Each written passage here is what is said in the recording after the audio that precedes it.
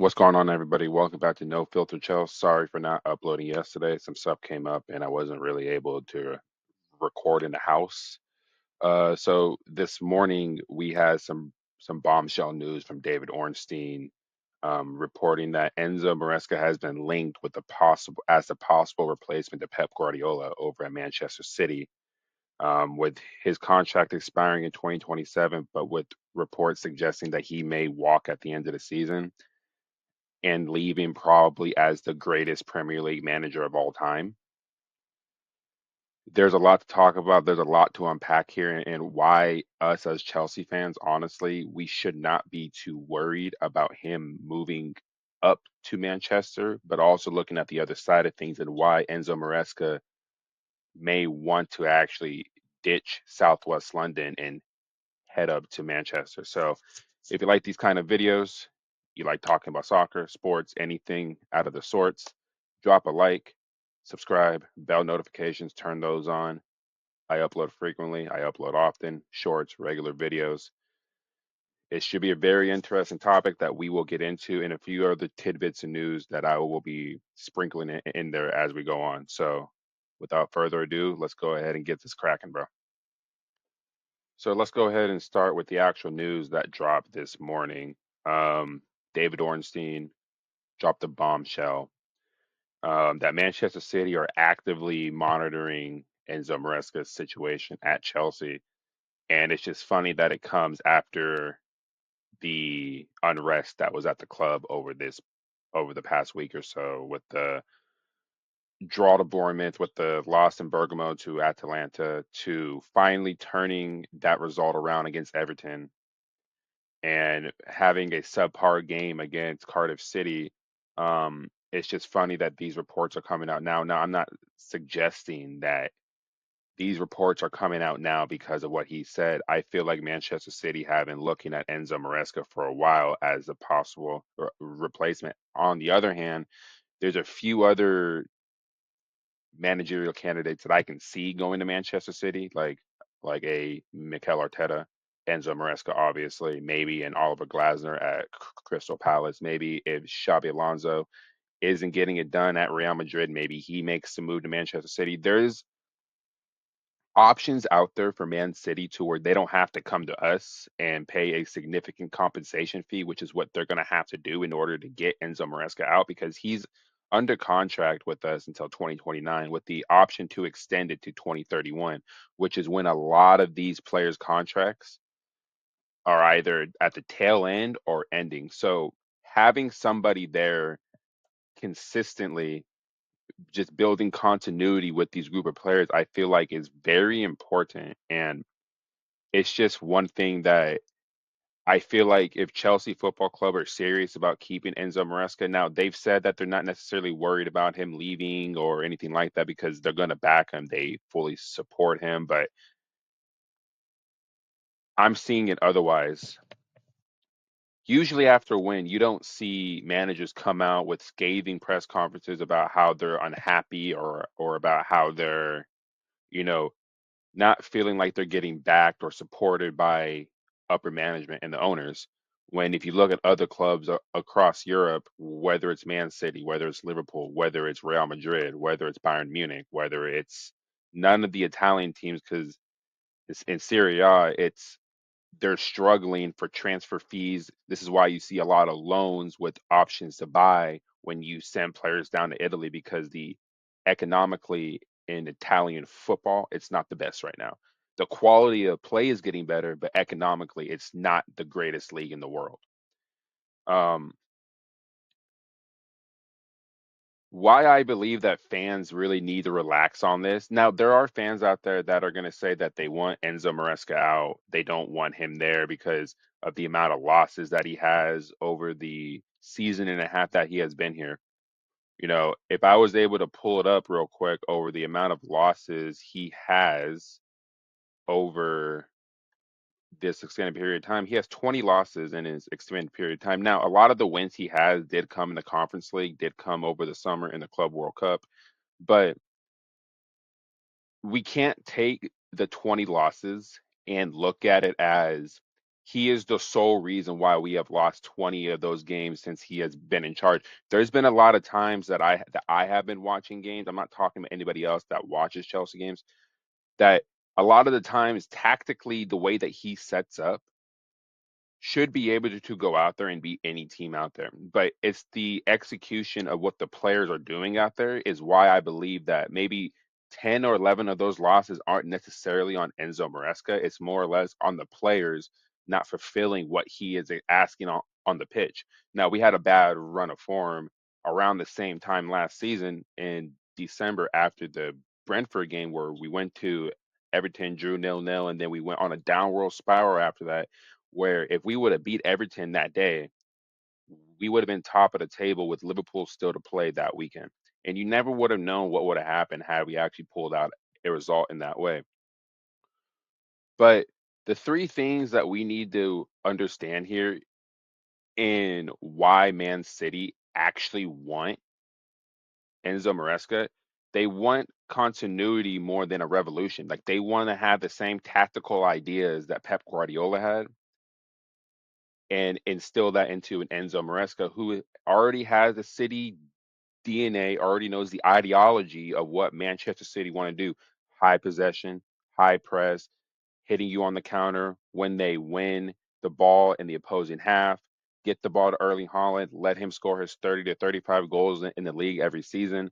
And you're pretty much going to say that Man City will always be in that top two or three in the title race, fighting for the Champions League, and the hierarchy there just wants somebody that they can trust and that they've already known, right? It's more or less about continuing what Pep Guardiola did and taking it to that next level. Now, will there ever be another manager like Pep?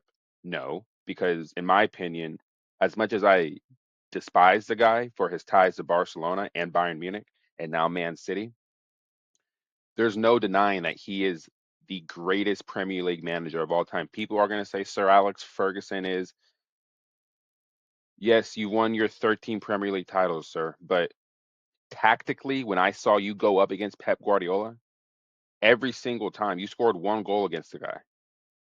Now, granted, it was probably against two of the greatest Barcelona teams of all time, but head to head, Sir Alex Ferguson, sorry, is not on the same level tactically as Pep Guardiola. And game management is not the same because we all heard about Fergie time. A lot of the times when Man United in the early 2000s, mid 2000s, and late 2000s heavily relied on that Fergie time goal, which means after the 90th minute, they always found a way to win, especially at Old Trafford. And Man City has an opportunity if they keep Pep Guardiola for this season could possibly win another Premier League title, which might be his seventh, I believe. And he would be in the conversation as the greatest Premier League manager of all time. I think he is, and I hate to say it, but I really do believe he is. And this is why I see why Man City are going after an Enzo Maresca. It's the same identity, the same approach, the same mannerisms, but the same control of a team that Enzo Maresca has control of this current squad. It's just a discipline issue at Chelsea that I think needs to get fixed. But when we go on to what does Manchester City have to do in order to get somebody like an Enzo Maresca through? You got to pay heavy compensation. That the contract runs till 2029. You're not gonna get him for a bag of chips and maybe like an academy player in the Manchester City ranks. You're gonna have to pay upwards of 50 or 60 million just to get him out of this contract. And is that something Manchester City can do? Yes, because they have all the money in the world. Have you seen their owners? Like, have you seen their owners? Have you seen how much money they put into that squad, that stadium, the investment on the training grounds? This is why Man City is one of the top five clubs in the world right now because of the branding, the manager, and the players, and the investment that the owners have put in because they care about the sport and they care about wanting to win trophies at the end of the day. And that's what Enzo Maresca at the end of the day wants to do is win silverware boost his CV. Because say for instance, right, Chelsea win another cup this season. They finish in the top four this season. Challenge for the league possibly this season, even though they're 8 points off. But I'll leave that discussion for another day. If he does something like that this season, Man City will definitely be more aggressive in their approach because Enzo Maresca also has an end of the season review where they're going to look at what he's done over the past 2 seasons. Last year's top four, two cups, two pieces of silverware. This year, you're still in the top four. You're still going to more than likely get into the knockout rounds of the Champions League. You're in the semifinals, the third semifinal in 18 months under Enzo Maresca in the Carabao Cup. And you still have the FA Cup to play in, which you never know what will happen in that. That's another competition that I'm expecting us to go pretty deep in as well. And why I believe now Enzo Maresca has all the leverage at Chelsea now, right? Usually you have the owners are the ones that are the shot callers. They have all the money. They disperse it out to the sporting directors and managers if they had that kind of clout and say so on potential transfers. He has all the leverage right now in terms of agreeing to negotiating his contract, getting what he wants in terms of players like the center back that he was asking for, possibly another goalkeeper, and maybe a couple more attacking options, and maybe one more midfielder is what he is asking for. Now he has all the leverage. Now he can say, look, guys, I got Man City after me. I got Juventus after me. You never know. A Madrid could come after me.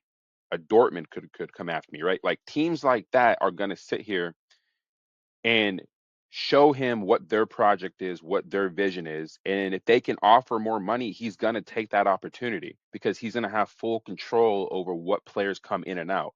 All he has to do is run it by the owners, run it by the sporting directors. They contact the other clubs. They sit here and negotiate, and then we'll sit here and see who we get in the transfer window, which I'll get into a little bit later on. Pep Guardiola, yes, is still under contract until 2027, but he's possibly going to leave at the end of the season. And he's hinted multiple times that he's not going to coach forever because at some point, the spit that he's spitting is going to get drier. The water that he drinks after the opposing team scores a goal is going to start to be more stale. And his love for managing is probably fading away as we speak. Now he's in a good position this season to possibly go snatch the title off Arsenal, which I hate to say, but I'd rather see Man City win another league title than ever see Arsenal win one. But he has a wonderful opportunity to go out with a bang, and Man City at that point will probably sit here and say, you know what, he's done everything for this club. He's gotten us Champions Leagues, he's gotten us Premier League titles, he's gotten us multiple domestic cups, and a Club World Cup, I believe, as well. They have everything ready and available for when Pep Guardiola leaves. Enzo Maresca can jump in there and basically do business as usual. So, my overall thoughts, do I think Enzo Maresca is going to actually leave at the end of the season? No. I don't believe he will at the end of the season because I feel like they're going to figure it out in terms of the ownership, specifically Begdad Egbali and Enzo Maresca are gonna figure it out because Egbali knows what he did in his first season. Not only did he check off the boxes in what he was supposed to do, he exceeded expectations. Nobody had them in the top four, but they got top four. Nobody had them winning the Club World Cup, but they won the Club World Cup. The Conference League was a given the competition that was in that tournament. But Enzo Maresca has done a fantastic job since he has gotten here. And this is where I need to speak to a lot of the Chelsea fans out there, whether you're a match going fan, you watch on TV like me because I live in the US, or you're on the internet just typing away your frustrations after another Chelsea loss or more drop points. Who's going to come in right now, say at the end of the season, and take over this current squad of players? Because what we have to remember here is that this same squad of players has gone through two or three managers already, right? Like, you cannot continue chopping and changing managers and expect players to want to stay because they want consistency, they want continuity, and they want to win. If you were to say bring in like a Liam Rosenaire from Strasbourg, right?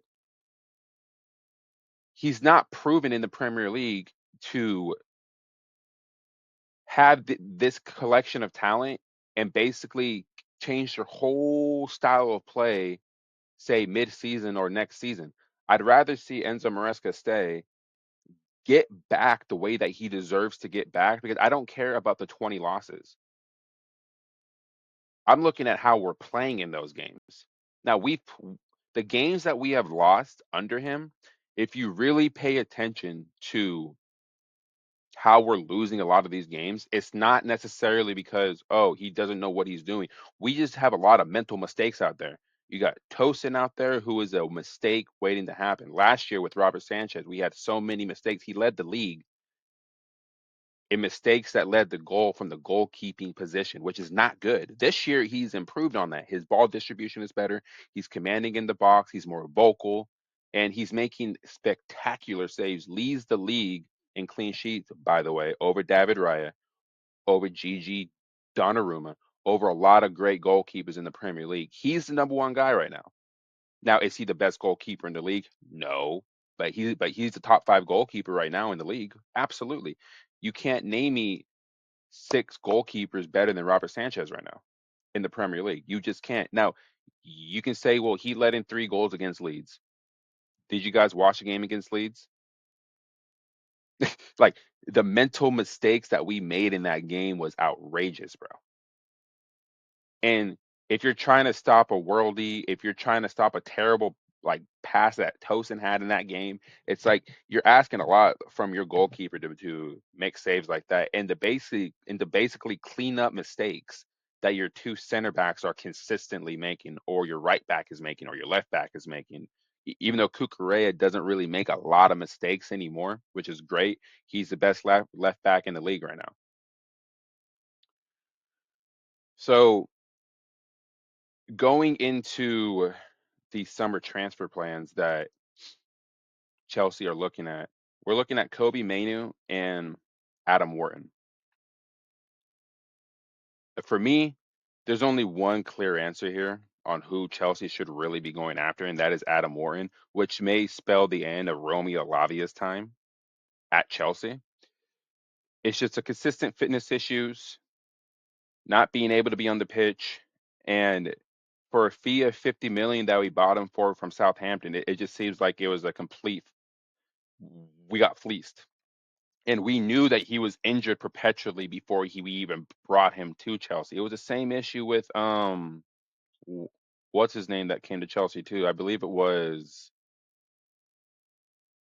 Wesley Fofana, but now he's starting to really get, you know, back into the rhythm of what he was doing before he started suffering all the ACL injuries and the hamstring injuries and the ankle injuries and all that stuff. Like, he's starting to really come into his own, and he's proving why he was worth that 60 odd million that we spent on him back in the summer of 2020. I believe it was 2023 or two, one of the two transfer windows. I forgot. But going after an Adam Warren, he's doing fantastic at Crystal Palace. Crystal Palace are fifth in the Premier League right now, 2 points behind us. And before that was at Blackburn, doing what he was doing at the championship level, being brought up to the Premier League at Palace. He's improved, he's gotten better, and his weight of passes is something that I am looking at. As in, if you really want to have a midfield three of a Caicedo, Enzo, and an Adam Wharton, I think that would honestly be the best midfield in the Premier League if you were able to do that. Is it realistic? No, not right now, because somebody has to leave. Someone has to get sold. Is that Asugo? Is that Andre Santos? Or is that Romeo Lavia? For me personally, if I had to pick out of the three, I'm sorry, Romeo, but you have to go, man. I like we can't have you come back for 2 or 3 games and then after that you're out for 2 or 3 months. Like, that's the kind of stuff where it's like not only are you taking up places on the wage book, you're taking up a spot in the squad where there's midfielders like a Dario Asugo who's slowly coming back from injury as well that can slot up in there when a Moises Caicedo actually needs some type of rest. So there's no plans to do anything in January right now, unless something catastrophic happens in midfield and the attacking options or in defense. I just don't see us making any moves. The only thing I would like to say is that I feel like if you're serious about staying in the top four and you really want to make a challenge for that league, because I'm going to keep saying this, Arsenal's lead at the top is 8 points, but I don't think it's a distant 8 points. I think the 8 points is closer than you think, given that yes, we drew to them at the bridge. We also had 10 men, and with the in 11v11, we were dominating them. And you see Arsenal 2, 3 weeks later struggle against Wolves at home, having Wolves score two own goals. You see Arsenal fans saying, "It doesn't matter. We got the 3 points. We took care of business." But why did Wolves outplay you in that game? You guys are top of the league, right? You guys are the best team in Europe, right? You guys are the biggest team in Europe, right? Why are we struggling against the bottom team in the league? I'm just asking questions because they came to the bridge. We beat them 3-0. Isn't the Emirates supposed to be one of the toughest grounds in Europe to go to? But Wolves actually made it seem like anybody can go there and win. You know, Victor Gyökeres, is he going to actually get it going? You know, like this is like these are the kind of things where when I see Arsenal fans online at the game, watching it on YouTube, watching Robbie or Ty or whoever, right? It's like Robbie's probably the only one that is probably like the most honest Arsenal fans. Sorry, I had a random cut. My girlfriend called me. She needed to talk to me about something. But going back to the Arsenal thing, even though it's a little off topic about Pep and Enzo Maresca, all that, but that's what I just want to say about Arsenal is that yes, the lead's 8 points, but you're also 2 points ahead of City. You're also 3 points ahead of Aston Villa, I believe, or 4 points ahead of Villa. So it's like, no, actually, no, it is 3 points. Your lead isn't safe. Your lead has never been safe. And I'm just going to be real. If you guys find a way to fumble it this season, there needs to be serious questions about Mikel Arteta's job security at Arsenal because you cannot have, I believe now, if they don't win it, 5 consecutive seasons of finishing second. I think at some point, heads need to start rolling and alarm bells need to start being rung at Arsenal. And one last thing I want to touch on before I wrap up here. Can we talk about Thomas Frank and Tottenham? Now, there's all this talk about pressure on Enzo Maresca at Chelsea and, the owners not backing him and fans not are so divided on him. They love him one week, they hate him like the next week. I just think it needs to be more about loving this guy because of what he's done since he's gotten here and just the and it's just the consistency of his tactics because he's not going to change how he plays, but he just wants the backing from the board. That's all he's asking. But to go to Thomas Frank here, when is he going to get sacked? When is it time for him to go? Because there's a lot of talk about Enzo Maresca's pressure, but is there any pressure on Thomas Frank? I think he's showing his level, honestly, at this point. Because I remember when Chelsea were linked with him for a little bit, it was like, why are we linked with the guy that's essentially going to be a mid-table manager at best? That's what Brentford were. Now, they had a few seasons where they were in the top 10, but sure, I mean, any team can do that on a random season. Just like how Chelsea, they finished 12th in 22-23, and they ended up finishing sixth the following season. Anything could happen, right? Thomas Frank and Tottenham is not a good match. His tactics are like caveman tactics. You can't set up with a back five at home and then expect to go score goals. And then you're going to Nottingham Forest, a team that's may or may not be fighting a relegation battle this season, but you end up losing to them 3-0. I think heads need to start rolling over there. I think a decision needs to be made quickly before Tottenham find themselves in the same position they found themselves last season, which is 17th, having 22 losses. Now it's making Ange Postecoglou look like a saint because what has changed really since he's left? It's the same. It's not more. It's not attacking, which is what Tottenham were over the past 2 seasons. Was more attacking. They gave up a shit ton of goals, but what they did was score goals as well, and they still finished 17th because of the amount of losses they had. And the games they lost were just outrageous. But for this season, there's an argument that Tottenham are worse this season than they were last season. And the point total doesn't reflect that, but the overall makeup of the squad, I think, is worse than it is last season. And I think the manager is worse than what they had last season. So at the end of the day, I do think Thomas Frank will get sacked by Tottenham at some point this season, especially if results continue the way that they are continuing. But with that being said, this is No Filter Chels. Thank you for watching. I really appreciate it. I know it's a long one. I'm going to try to get these videos a little bit shorter. I just have a lot to say. Um, do you guys think that Enzo Maresca is going to actually leave at the end of the season, or do you feel like he's going to stay, stick it out, actually have the board back him? And who does Man City go and get to replace a Pep Guardiola? In my opinion, I think it's going to be Arteta, but I'm just saying that as a Chelsea fan. But I truly believe that Mikel Arteta at some point is going to make the move from Arsenal to Man City. And especially if Arsenal don't win it this season, he may mess around and jump ship. So, with that being said, I'm Jason. You're watching No Filter Chelsea.